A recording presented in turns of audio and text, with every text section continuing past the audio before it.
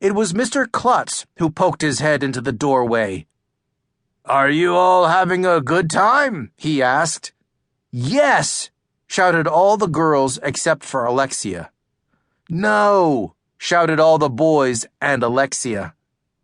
"This looks like fun," said Mr. Klutz. "Did you ever dye Easter eggs, Mr. Klutz?" asked Ryan. "Sure I did," he replied. "I was a boy once, you know." "Only once?" I asked. "I'm a boy all the time." Everybody laughed, even though I didn't say anything funny.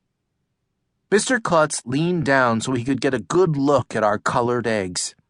That's when I noticed something. Mr. Klutz's head looked just like an egg. "Hey, Mr. Klutz," I said, "can we dye your head?" Well, it was like I said a bad word or something. All the kids stopped talking. Mr. Klutz looked at me. Ms. Hannah looked at me. Everybody was looking at me. I thought I heard crickets chirping. "I'll make a deal with you, AJ," Mr. Klutz told me. "I'll let you dye my head if you can recite the 8 times table." We were learning the 8 times table at school. I wasn't sure if I remembered the whole thing. 8 times 1 is 8, I said, because 1/8 can only be 8. Any dumbhead knows that. "Right," said Mr. Klutz. 8 times 2 is 16, I said, because 8 plus 8 is 16. "Yes." 8 times 3 is 24, I said, adding another 8. 8 times 4 is 32, Andrea whispered in my ear. 32, I said. I kept going. Some of them I knew, and some of them I didn't. When I didn't know an answer, Andrea or Emily whispered it in my ear. Finally, I got to the end. "And 8 times 10 is 80, I said. "That's right," said Mr. Klutz. "Now you may dye my head."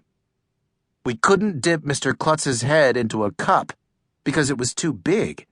Ms. Hannah gave us Q-tips so we could dab the dye on Mr. Klutz. We had a great time dyeing his head red, white, blue, and green. When the dye was dry, Andrea drew a butterfly right in the middle. It looked cool. After that, Mr. Klutz left, and he took his dyed head with him. It was cleanup time.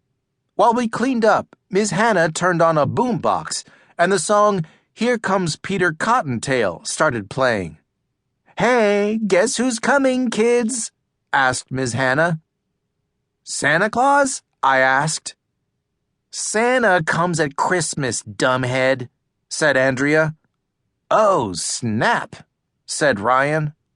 I was going to say, "So is your face," to Andrea, but you'll never believe in 1,100,000 years who walked into the door at that moment.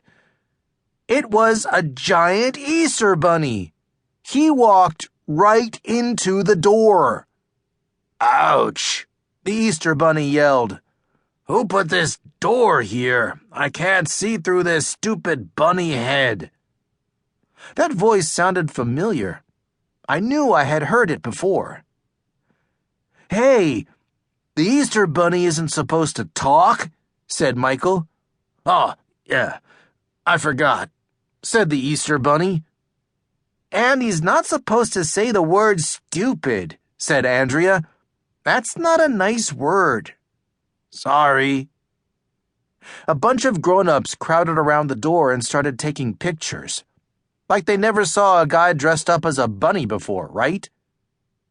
The Easter bunny was carrying a basket.